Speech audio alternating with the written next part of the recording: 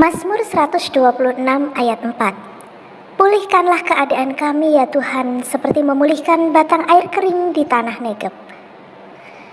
Kita harus percaya bahwa di dalam Tuhan ada berkat, pertolongan, kesembuhan, dan juga pemulihan di segala aspek kehidupan kita.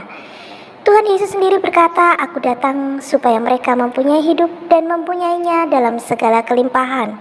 Ini ada dalam Yohanes 10 ayat 10b. Namun untuk mengalami berkat dan pemulihan Tuhan ada syaratnya, sebagaimana yang disampaikan Tuhan kepada bangsa Israel dalam 2 Tawarik 7 ayat 14. "Dan umatku yang atasku namaku disebut, merendahkan diri, berdoa dan mencari wajahku, lalu berbalik dari jalan-jalannya yang jahat, maka aku akan mendengar dari surga dan mengampuni dosa mereka, serta memulihkan negeri mereka."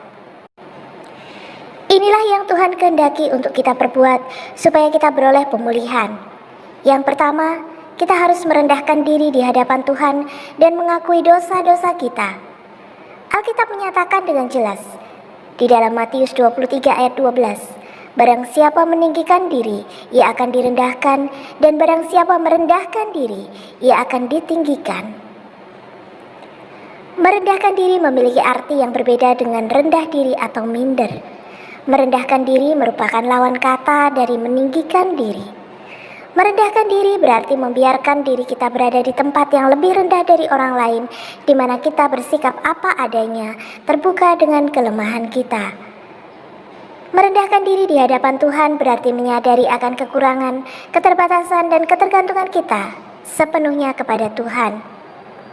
Kita sadar bahwa di luar Tuhan kita tidak bisa berbuat apa-apa. Ini juga berarti kita menyadari akan keberadaan kita sebagai orang berdosa dan memohon pengampunannya.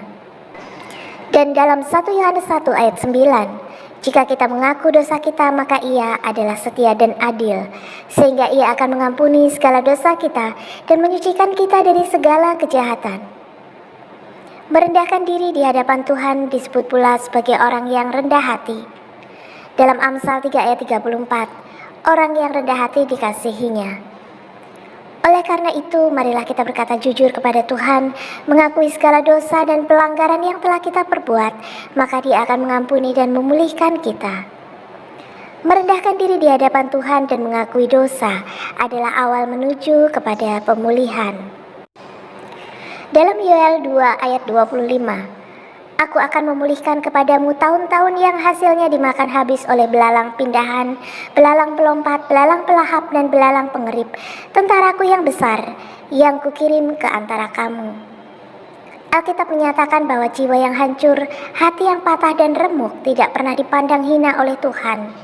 Ini ada dalam Mazmur 51 ayat 19. Sebaliknya Tuhan sangat membenci orang yang suka meninggikan diri, angkuh dan sombong seperti yang diperbuat oleh orang Farisi saat berdoa. Kesombongan adalah salah satu penyebab Tuhan memalingkan mukanya terhadap seseorang. Padahal yang meninggikan diri juga sulit mengakui segala kelemahan dan dosa-dosanya. Jika demikian, sampai kapanpun kita tidak akan pernah menemukan pemulihan. Dalam Yesaya 2 ayat 11, "Manusia yang sombong akan direndahkan, dan orang yang angkuh akan ditundukkan." Dalam Yakobus 4 ayat 6, "Allah menentang orang yang congkak, tetapi mengasihani orang yang rendah hati." Yang kedua, kita harus memiliki hubungan yang karib dengan Tuhan. Banyak dari kita yang tekun berdoa ketika dalam masalah saja, namun saat segala sesuatunya berjalan baik dan lancar, mereka tidak lagi sungguh-sungguh mencari Tuhan. Tuhan mau kita berdoa dengan tiada berkeputusan dan tidak jemu-jemu di segala keadaan. Itulah jawaban mengapa kita jarang beroleh jawaban atas doa-doa kita, yaitu karena kita tidak tekun berdoa. Mencari Tuhan harus menjadi fokus utama dalam kehidupan kita.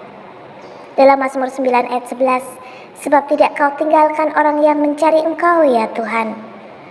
Oleh karena itu, dalam Mazmur 105 ayat 4, "Carilah Tuhan dan kekuatannya, carilah wajahnya selalu." Jangan hanya menginginkan berkat-Nya saja, sementara kita tidak mau mencari wajah-Nya. Dalam Lukas 18 ayat 7, Tidakkah Allah akan membenarkan orang-orang pilihannya yang siang malam berseru kepadanya? Dan adakah ia mengulur-ulur waktu sebelum menolong mereka? Kita harus bertobat dengan sungguh, meninggalkan kehidupan lama dan hidup sebagai manusia baru. Kita tidak lagi hidup menurut keinginan daging, tetapi menurut pimpinan Roh Kudus. Tuhan pasti akan pulihkan hidup kita, asal kita melakukan firman Tuhan. Aku mohon kekuatan Elohim bekerja, kuasa Elohim bekerja, bebaskan dari yang jahat, bebaskan dari kutuk, segala setan, jin, roh jahat, roh gelap, keluar.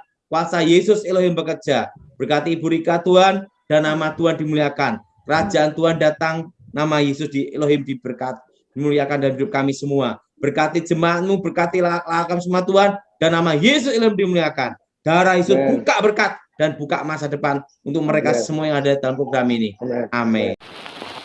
Yohanes 8 ayat 30-36. Kebenaran yang memerdekakan. Setelah Yesus mengatakan semuanya itu, banyak orang percaya kepadanya.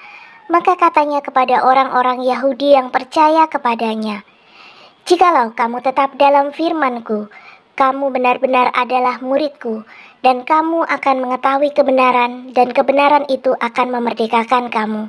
Jawab mereka, "Kami adalah keturunan Abraham dan tidak pernah menjadi hamba siapapun.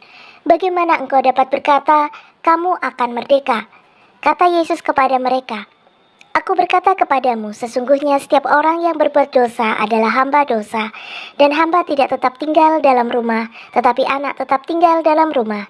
Jadi apabila anak itu memerdekakan kamu, kamu pun benar-benar merdeka."